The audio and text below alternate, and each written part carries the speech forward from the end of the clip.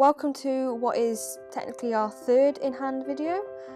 In the first one we talked about how to get your horse started and getting them moving forward with you and walking with you, and we talked briefly about flexions, and I've just gone back through that. Now with the in-hand stuff, obviously you can do the simple exercises, you can do your circle work, you can do serpentines, changes of rein, anything that you would do ridden, of course you can do with the in-hand work. But there's so much more practical uses for the in-hand work, and I think that serves a greater purpose. If you want to practice your circles and your serpentines and get in that sort of stuff better, then that's probably better suited for the long reins. Now that's not to say if you have a horse that doesn't long rein very well, or that maybe you can't long rein for whatever reason, then that you can't do these things in hand. And if your horse goes well enough forward and works nicely in hand, then of course it can still benefit. But with the in-hand work, I think it is a better tool once your horse understands going forward and halting, which we'll go through in a second. It's a better tool to use for introducing lateral work for a start, but also by doing that increases the suppleness, flexibility, balance, all those things through the lateral work. Obviously your basic school movements, your shallow loops, your serpentines will do that to a degree as well, but the lateral stuff is better suited for the in-hand work. So Beanie's just doing some of those simple school movements just to show you. We've done a couple of circles, we've done a serpentine, we're doing a little shallow loop now. And once those little basics are there, obviously it's good to practice them, make sure you can turn and that they understand the turning aids with you walking there. The next thing I tend to do is obviously teach them the halt aids. So generally I'll do this walking backwards, and I do this because I've got a little bit more control and I can see what's going on. And I'll use the whip with a little bit of pressure on the neck, so I'm obviously not hitting them with it. I'm putting gentle pressure on the neck and using my voice aids as well to ask them to halt. Now this is a good thing to practice because it gets the horse used to stopping from an aid that isn't pulling them in the mouth. Once they're used to it on the neck, you can also use it on their hindquarters. So again, it's just reaching over and putting a bit of pressure on the top of the croup with the whip. And basically it's good to do because it teaches the horse that when they feel that pressure, they have to stop, no matter what they're doing. And it means that you as the rider or the handler doesn't have to put too much pressure on. So you can see here with Beanie, as soon as I'm reaching up with the stick and just tapping her on the bum very lightly, or not tapping, putting pressure on her bum, she stops immediately. I'm not having to grab hold of her, I'm not having to pull her to stop, she's not walking over me. We're doing it very gradually and very slowly. So that would be my next step. And obviously making sure that they are happy with the whip. You know, that they're not scared of the whip. They shouldn't be scared of the whip, but obviously if you've got one that's come from some other place that you don't know what's happened to them, you know, some horses are scared of the whip. So it's your job to make sure that you can tell them that it's not scary. So once they're established with the walking forward and the halting, and they understand how to halt with the whip, I would start to do some lateral work on a circle. It's basically a haunches out on a circle. Depending on the horse, depends on the size of the circle. Some work better on a smaller circle to start with, some work better on a bigger circle. But basically what I'm looking for is that the inside hind leg crosses over, and then it's holding their weight, and so that they're nice and balanced, and that the outside front leg is opening. So they're getting a nice stretch across their chest. They're staying with inside bend, so they're stretching all the outside of them, the outside of the neck, and that it's a good gymnastic exercise for them. Doesn't matter how slowly they do it, to a degree, it can be better to do it slower so that they don't end up rushing through it and not doing it properly. But say the things that I'm looking for is that crossing of the inside hind leg and the opening of the outside shoulder. Obviously the inside front leg is going to cross, or should cross slightly as well. The more the inside front leg crosses, the more angle you're going to have behind as well. So it's kind of thinking of working on 3 separate circles. So whilst you're walking backwards still, you're walking on a small circle yourself. The pony's front legs are walking on a slightly larger circle than that, and then the hind legs are walking on a bigger circle again. So you've got 3 tracks effectively going around that you want to try and follow. Sometimes it can be good to do this around like a cone or something so that you kind of know where your circle is. It can be quite tricky to master walking backwards in a circle whilst doing this, so it can go wrong a couple of times. The circles aren't always going to be perfect, they're far from perfect with what these 2 are doing here. But what you can see is that they've got good flexion at times. Occasionally they fight against it and they get a little bit resistant, but that the outside front leg is opening and the inside hind leg is coming underneath. Obviously they're going to find one way easier than the other, and what you'll find is that they're likely to be resistant on their stiffer rein, the same way as we would be. We'll have resistance in our muscles on our weaker side, and all you need to do is just take it a bit slower. You might not be able to ask for quite as much bend, you might not be able to ask for quite as much crossing on that side, and that's okay. You just need to build it up gradually. You can still work the good side a little bit more, and you'll find that the worse side or the stiffer side will catch up. You just need to be aware that it's not going to be equal at the moment. We want it to be, but to start with it's going to take a little while.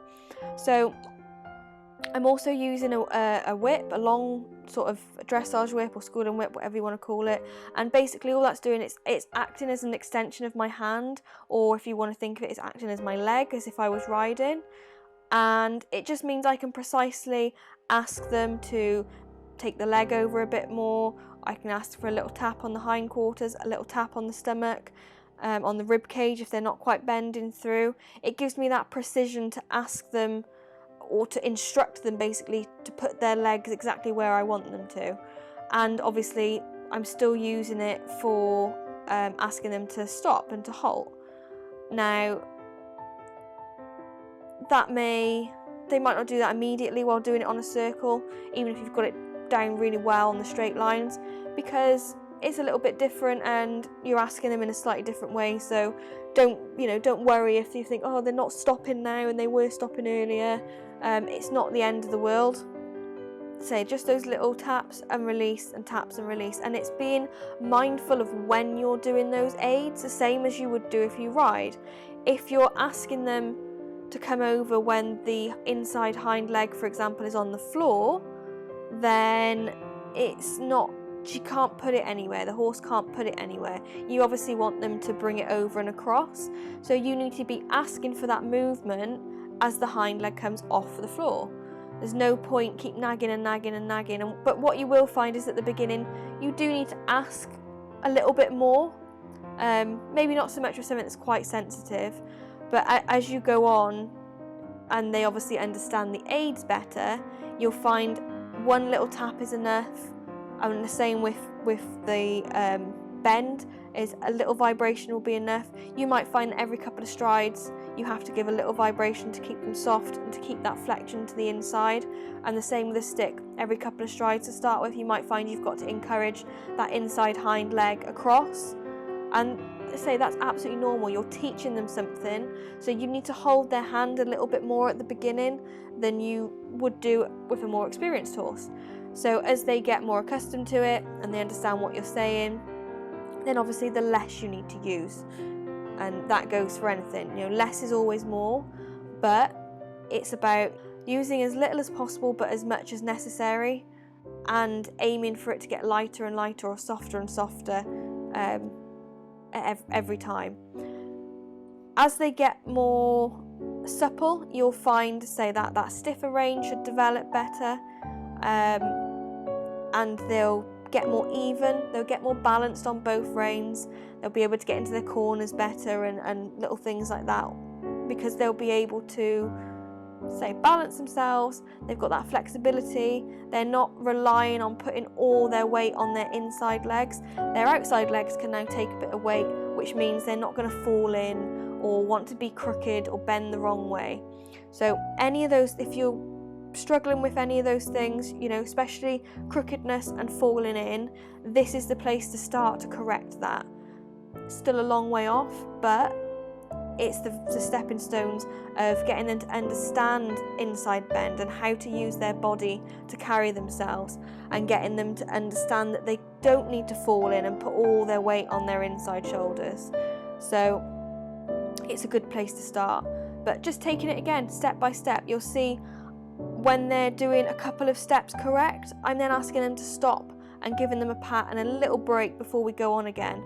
And I think that's really important, especially in the very, very first stages, when you first start introducing this, and they may be a little bit wobbly and you're maybe a little bit wobbly.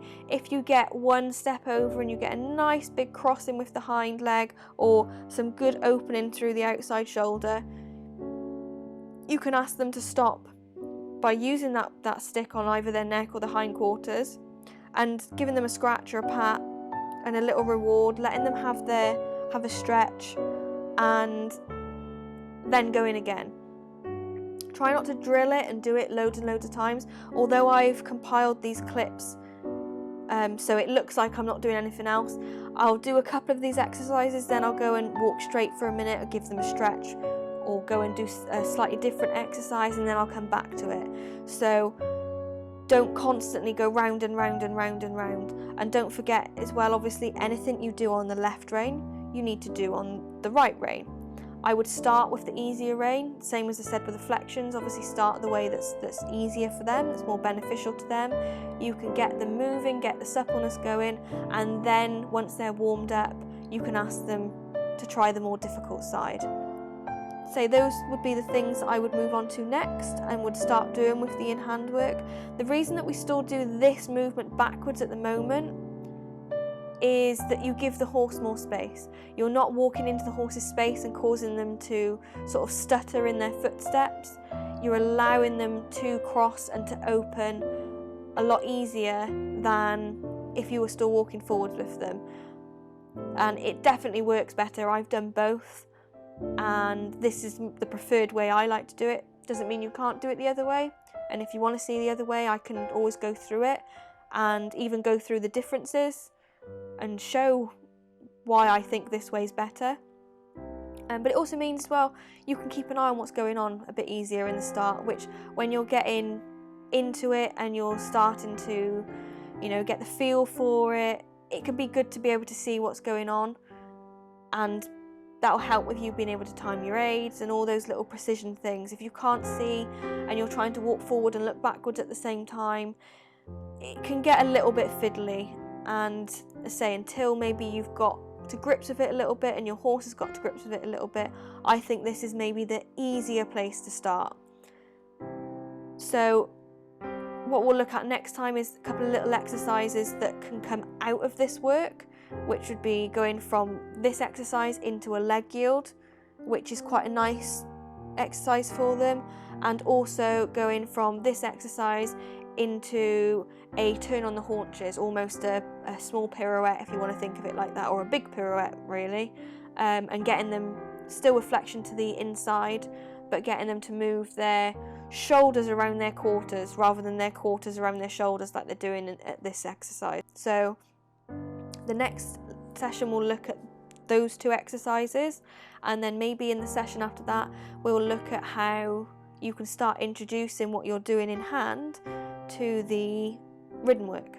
So have a play around with that, see how you get on. As normal, if you've got any questions or you want, you know, any specifics on the exercises, then just let me know below, and I can either go over it in another video, or if I can answer in the comments I will.